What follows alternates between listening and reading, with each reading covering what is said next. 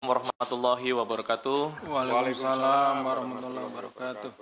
Yang kami hormati Bapak Ketua KPK Bapak Setio Budianto, Bapak Direktur Penyidikan Bapak Asep Guntur Rahayu, rekan-rekan jurnalis yang telah hadir di ruangan konferensi pers Gedung Merah Putih Komisi Pemberantasan Korupsi.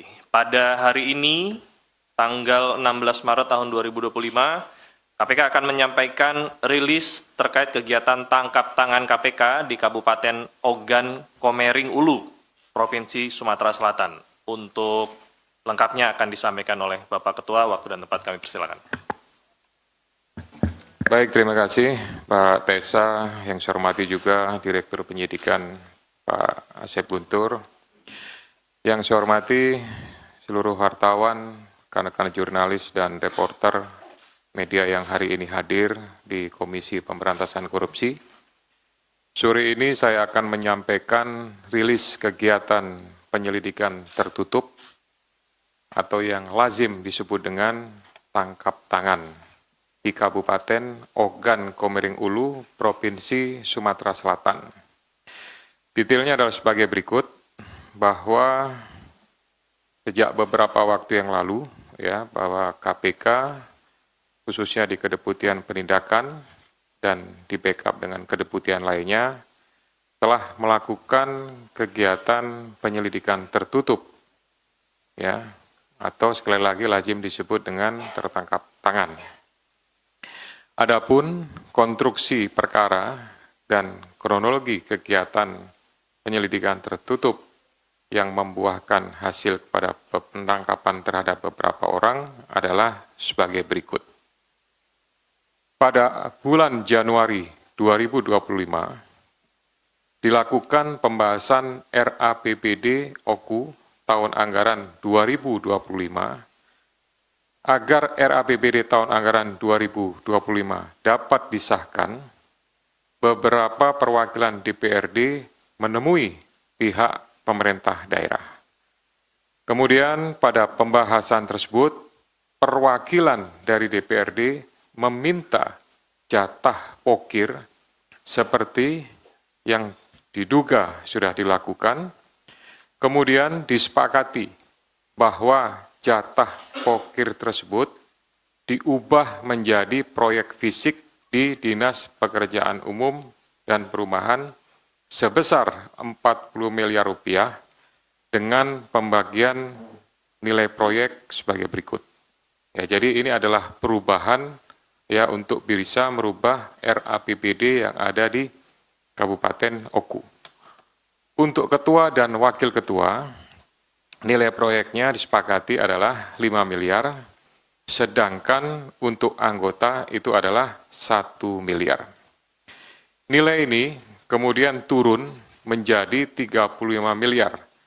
Hal ini disebabkan karena keterbatasan anggaran, tapi untuk fee-nya tetap disepakati sebesar 20% jatah bagi anggota DPRD, sehingga total fee-nya adalah sebesar 7 miliar rupiah.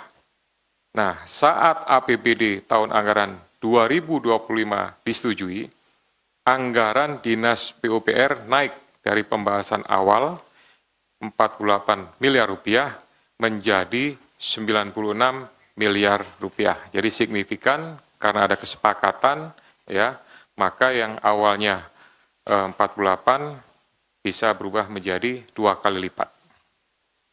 Kemudian saya lanjutkan lagi.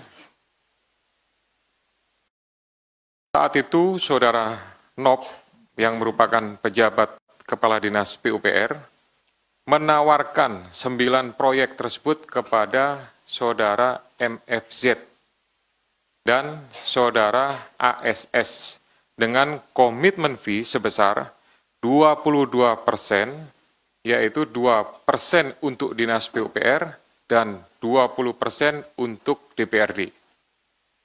NOP kemudian mengkondisikan pihak swasta yang mengerjakan dan PPK untuk menggunakan beberapa perusahaan atau CV yang ada di Lampung Tengah. Kemudian penyedia dan PPK melakukan penandatanganan kontrak di Lampung Tengah. Ada beberapa nama perusahaan kegiatannya, Yang pertama untuk rehabilitasi rumah dinas Bupati, lebih kurang sekitar 8,3 M, dengan penyedia JVRF. Kemudian yang kedua, rehabilitasi rumah dinas Wakil Bupati, lebih kurang biayanya adalah 2,4 dengan penyedia JVRE. Kemudian yang ketiga, pembangunan kantor dinas PUPR Kabupaten Oku senilai 9,8 miliar dengan penyedia JVDSA. Kemudian yang keempat, pembangunan jembatan di Desa Guna Makmur senilai 983 juta rupiah dengan penyedia JVGR. Yang kelima, peningkatan jalan poros Desa Tanjung Manggus, Desa Bandar Agung senilai 4,9 dengan penyedia JVDSA. Yang keenam, peningkatan jalan desa Panai Makmur, Guna Makmur senilai 4,9 dengan penyedia JVACN. Kemudian yang ketujuh, peningkatan jalan unit 16 Kedaton Timur senilai 4,9 miliar dengan penyedia JVMDR Corporation. 8, peningkatan jalan Letnan Muda MCD Unit sebesar 4,8 miliar dengan penyedia JVBH. Dan yang ke-9, peningkatan jalan desa Makartitama sebesar 3,9 dengan penyedia JVMDR. Ini semua dilakukan oleh NOP dengan PPK, mereka langsung berangkat ke wilayah Lampung, Provinsi Lampung, Kabupaten Lampung Tengah, dan berkoordinasi dengan para pihak. Jadi pinjam nama, pinjam bendera. Tetapi yang mengerjakan adalah saudara MFZ dengan ASS. Kemudian menjelang Hari Raya Idul Fitri, pihak DPRD yang diwakili oleh saudara FY yang merupakan anggota dari Komisi 3, kemudian saudara MFR, kemudian saudari UH, menagih jatah fee proyek kepada saudara NOP sesuai dengan komitmen yang kemudian dijanjikan oleh saudara NOP akan diberikan sebelum Hari Raya Idul Fitri melalui pencairan uang muka 9 proyek yang sudah direncanakan sebelumnya.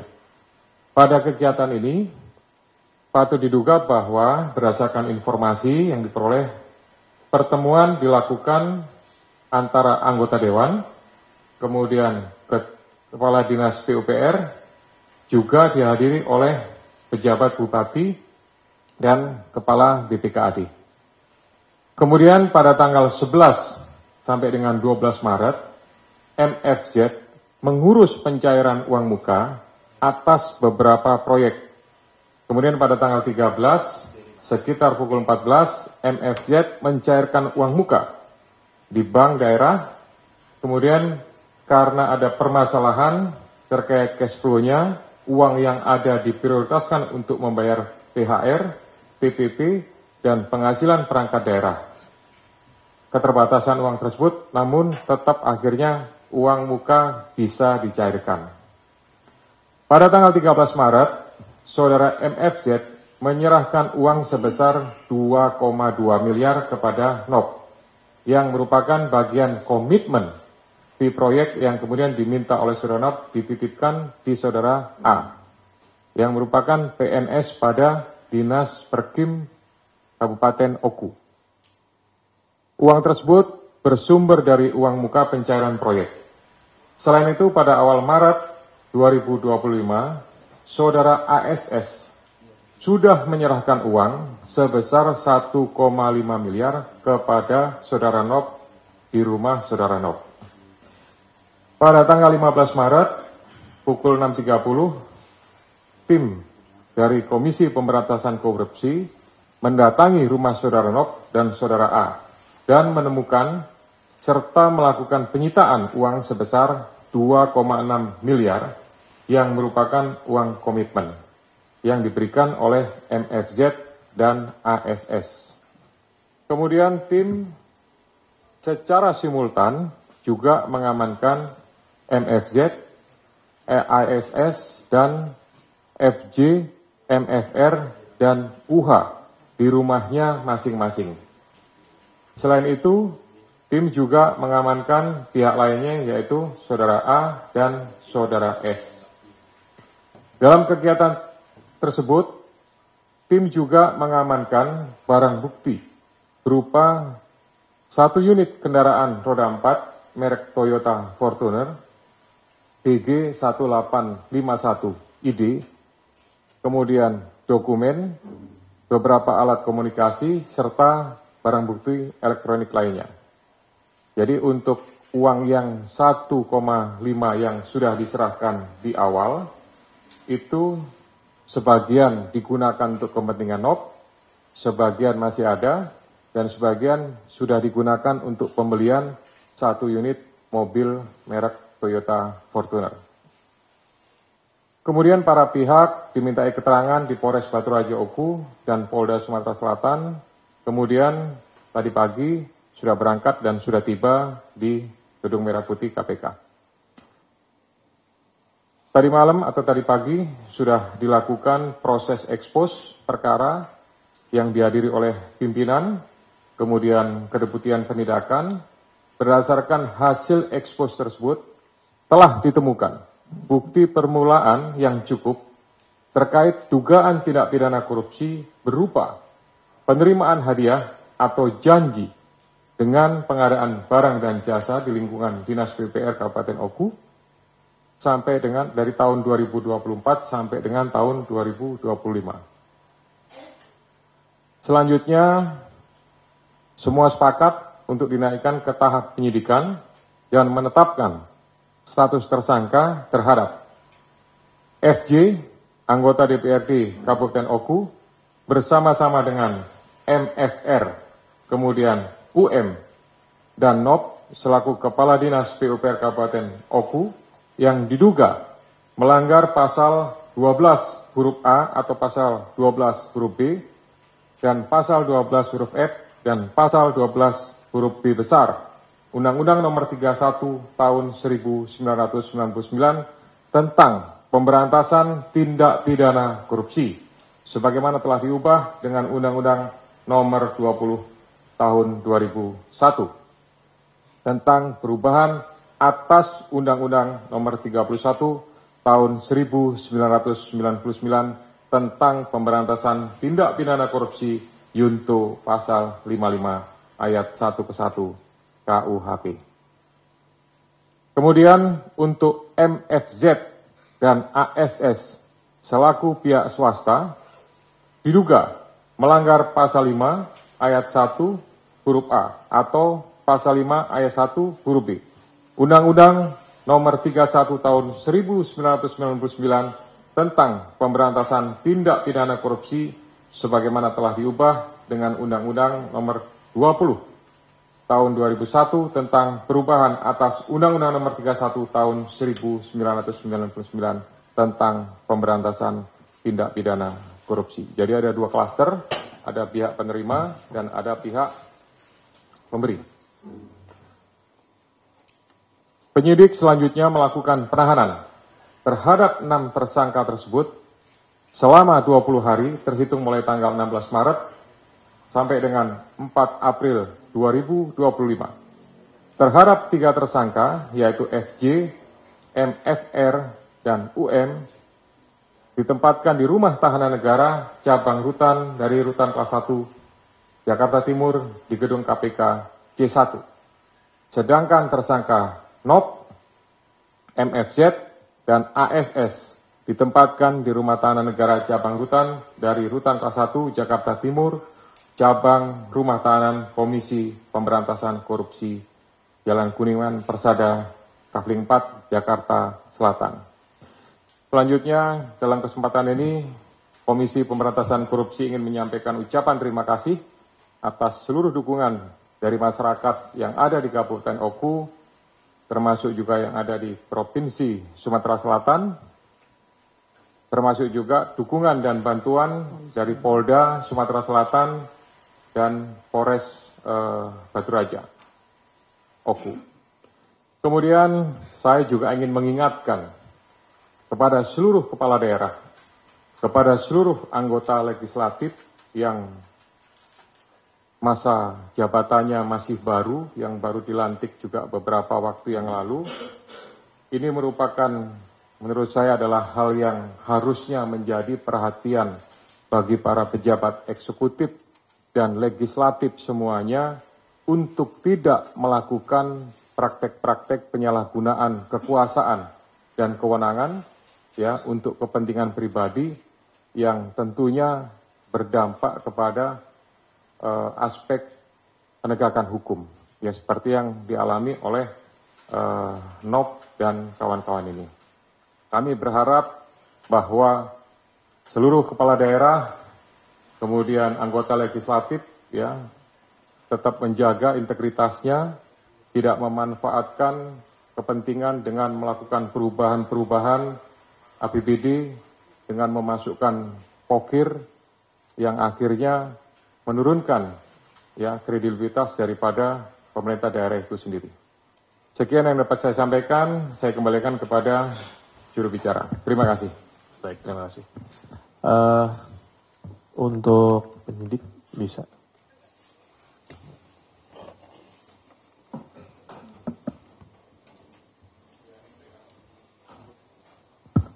Akan ditunjukkan ya barang bukti oleh penyidik.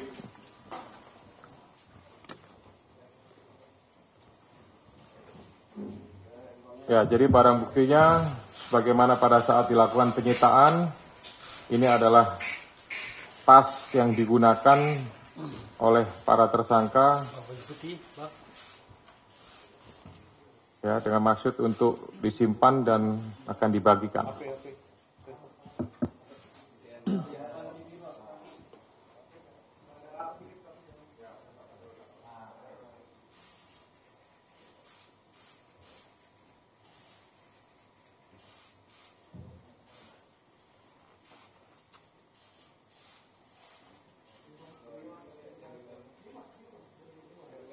Dikeluarin aja. Disusun aja.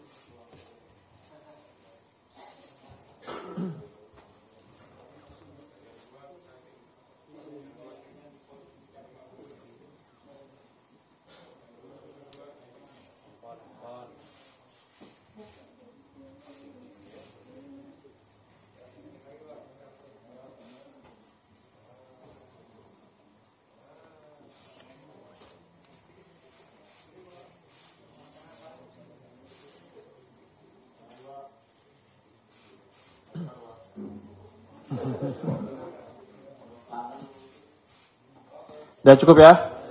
Oke. Ya.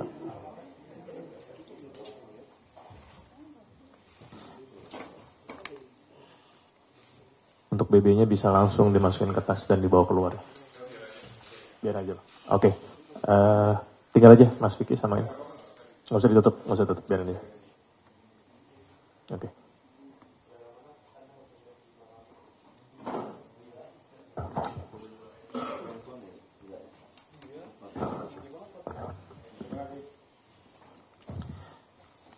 Baik rekan-rekan sekalian, sekarang kita berikan kesempatan untuk yang ingin bertanya terkait perkara yang baru saja disampaikan penjelasan oleh Bapak Ketua. Silakan Mas Rian.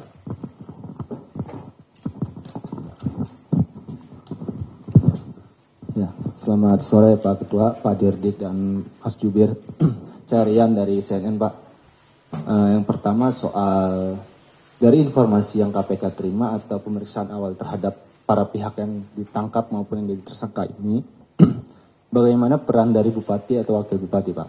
Karena tadi salah satu proyeknya juga kan ada pengadaan rumah dinas Bupati dan Wakil Bupati. Barangkali sudah ditemukan pemufakatan jahat dari kepala daerah itu.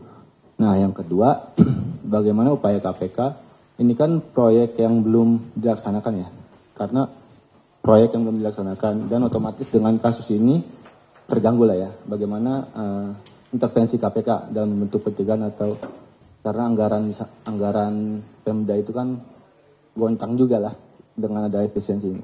Itu aja, terima kasih. Lanjut. Ya Mas, selamat siang Pak Ketua, Pak Dirdik dan Mas Jubir. Saya Wahyu dari Rakyat Merdeka. Tadi kan sempat disebut bahwa Nov ini sudah diduga terbiasa melakukan yang hal demikian nih terkait pengkondisian proyek-proyek di PUPR dan beberapa perusahaan yang dijadikan nomine juga kan dari Lampung Utara kalau nggak salah tadi. Itu apakah terkait dengan proyek-proyek sebelumnya juga terlibat atau ada suap-suap sebelumnya di bupati-bupati yang sebelumnya? Dan kedua, soal sleeping fee ini dapat berapa persen pihak-pihak yang menerima nomine itu? Terima kasih.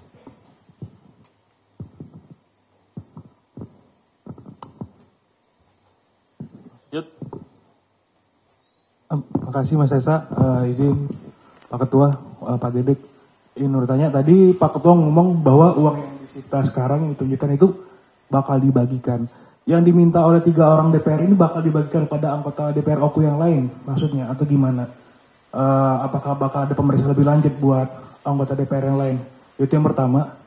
Dan kedua tadi ada pertemuan dengan pejabat bupati, itu maksudnya pejabat bupati OKU ya maksudnya.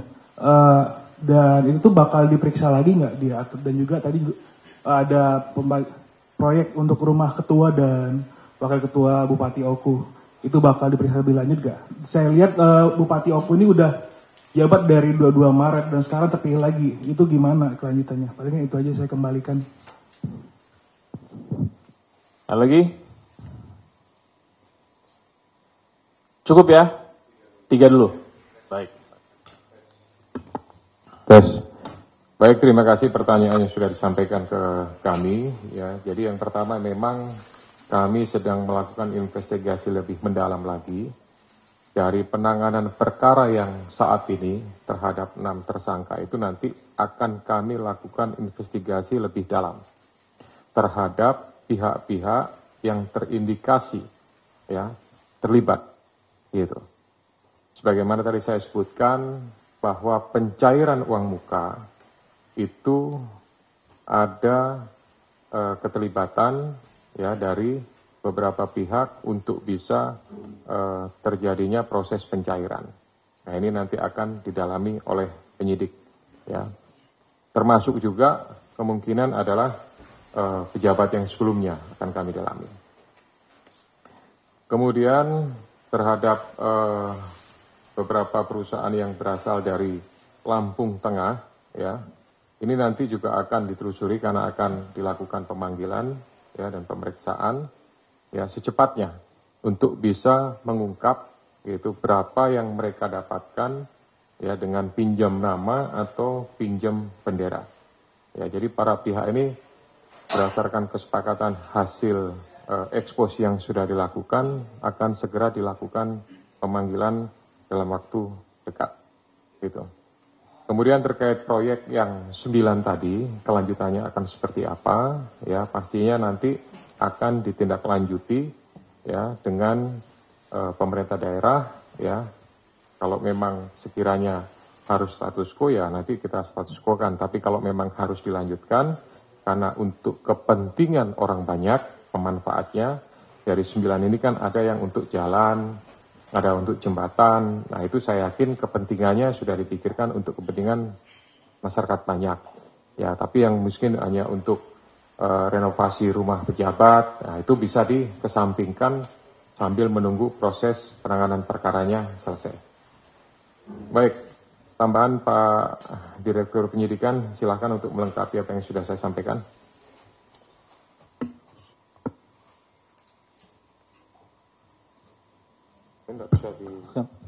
Bisa. Terima kasih Bapak Ketua. Izin menambahkan, ini ada 6 pertanyaan dari 3 rekan. Yang pertama Mas Rian tadi sudah disampaikan oleh Pak Ketua. Kemudian juga menambahkan terkait dengan proyek-proyeknya. Jadi begini rekan-rekan, ini pada saat biddingnya berarti kan tidak benar dilakukan penunjukan langsung, dan juga para pemenang itu sudah ditentukan siapa, tadi kan cuma pinjam bendera dan lain-lain. Jadi proses pengadaannya itu sudah salah. Nanti tentunya dari kami dan juga dari pencegahan ini karena prosesnya tidak benar, tentunya harus dilakukan bidding ulang dan lain-lainnya. Kemudian juga terkait dengan proyek-proyek yang sebelumnya seperti yang disampaikan oleh Pak Ketua, kita juga ini akan mundur, artinya kita akan terus mendalami proses seperti ini karena memang pokir atau hal-hal seperti yang saat ini di OTT itu juga terjadi sebelumnya. Artinya sebelumnya di tempat lain kita ada juga pokir yang sedang kita tangani di DPRD Jawa Timur. Ini kemiripannya ada gitu, seperti itu. Jadi kita akan coba untuk mendalaminya. Kemudian terkait dengan 3 anggota tadi yang ditanyakan, apakah ini hanya 3 orang anggota DPR saja atau keseluruhan? Nah, pada pertemuan awal tadi disampaikan juga, ini merupakan perwakilan untuk anggota DPR yang lainnya. Kami akan terus mendalami dari anggota DPR yang saat ini ditetapkan sebagai tersangka, seperti apa sebetulnya dari pertemuan tersebut, berapa pembagiannya dan lain-lainnya. Walaupun tadi secara sekilas ini karena kan 1 kali 24 jam kita belum full, ya artinya belum mendapatkan informasi yang lebih banyak. Nah, kemudian nanti kita lihat lagi untuk yang anggota DPR yang lainnya tentunya akan kita minta keterangan. Termasuk juga pertemuan dengan pejabat bupati. Ini ada 2 ya. Ada pejabat bupati karena pada saat sebelum dilantik 2024 itu dijabat, masih pejabat. Nah kemudian 2025 setelah pelantikan, nah ada bupati definitif. Nah ini dua-duanya juga tentunya akan kita dalami perannya sehingga terlihat karena dalam penentuan besaran pokir dan lain-lainnya itu tentunya harus ada keputusan seperti tadi juga disampaikan Bapak Ketua dari pejabat tertinggi di kabupaten tersebut. Nah tadi juga terkait dengan masalah kurangnya anggaran dan lain-lain, tapi kemudian diputuskan oleh pejabat tertinggi di OKU tersebut sehingga untuk pembayarannya bisa didahulukan. Nah, yang demikian itu tentu akan kita perdalam dan tentunya juga kaitannya nanti dengan pejabat yang sebelumnya dan yang lain-lainnya. Ditunggu saja ya. Itu mungkin mohon izin yang bisa kami sampaikan. Terima kasih Bapak Ketua.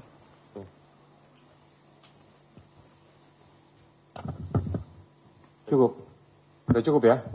Baik, kalau sudah cukup saya tambahkan, ya tentu dengan melihat pada permasalahan yang terjadi di Kabupaten Oku ini, ya sungguh ironis. Artinya bahwa di saat pemerintah sedang melakukan efisiensi di berbagai bidang, berbagai sektor, tapi ada konspirasi yang dilakukan antara eksekutif dan legislatif, ya, dengan memasukkan pokir, yaitu, tapi pokir ini hanya untuk kepentingan individu saja, untuk kepentingan perorangan dan kelompoknya, ya, mengesampingkan kebutuhan dan kepentingan dari masyarakat secara luas.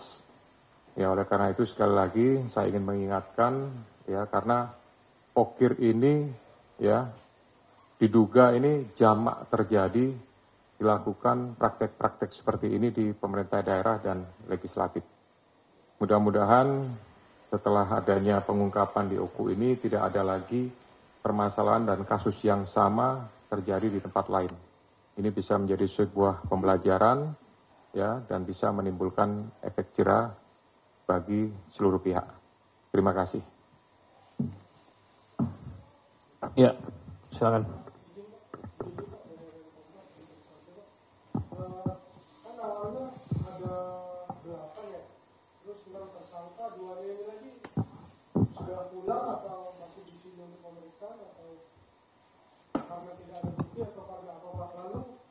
Uang-uang itu dari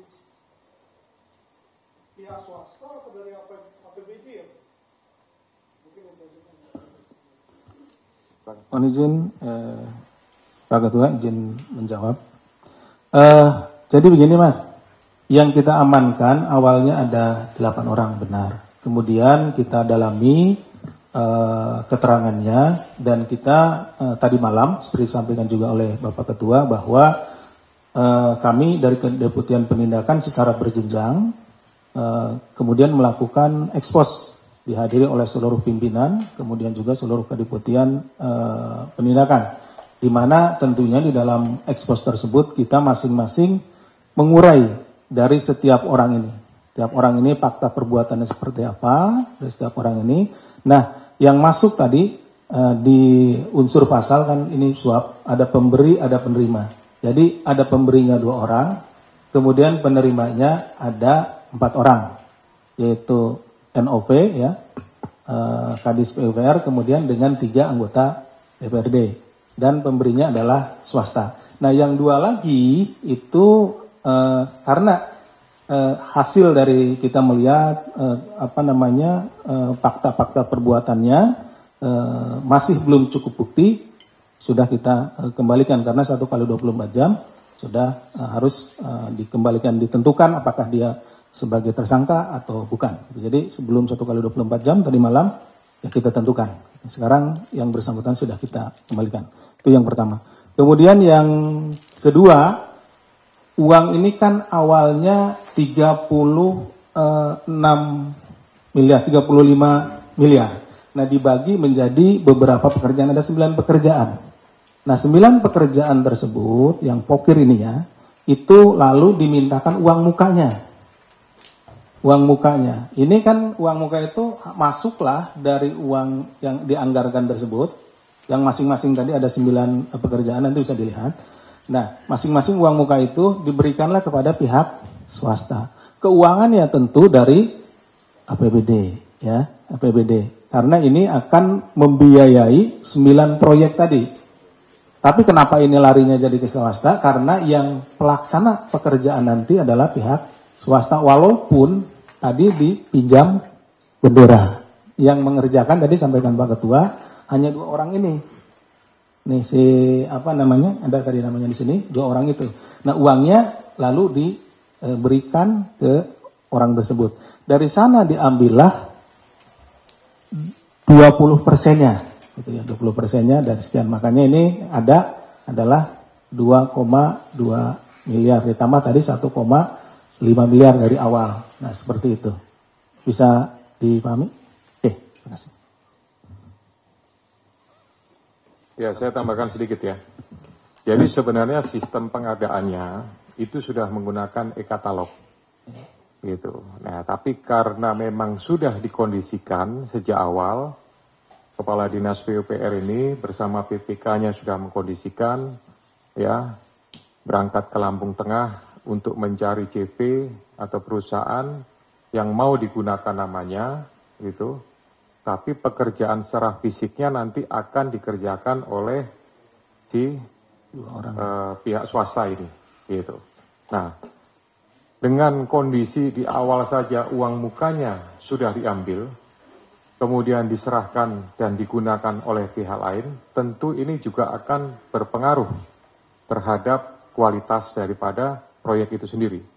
Gitu. Jadi proyek yang misalkan saya sebutkan ya, contoh pembangunan jembatan nilainya cuma 983 juta sekian. Nah, kemudian dipotong lagi 22%. Gitu. Belum lagi nanti mereka harus mengambil keuntungan dan lain-lain. Berapa nilai dari 983 itu turun lagi. Itulah yang mereka lakukan. Ya, jadi ada konspirasi, ada pemufakatan jahat ya untuk merencanakan semua ini agar uangnya itu kemudian diberikan kepada para pihak, baik itu di legislatif maupun dimanfaatkan sendiri oleh Kepala Dinas PUPR. Dan mungkin juga masih ada pihak-pihak lain yang mendapatkan keuntungan ya secara tidak wajar, secara tidak resmi dari praktek yang dilakukan mereka dengan cara-cara tadi yang saya sebut pokir ya dan perubahan RAPBD. Itu tambahannya. Terima kasih. Saya kira cukup.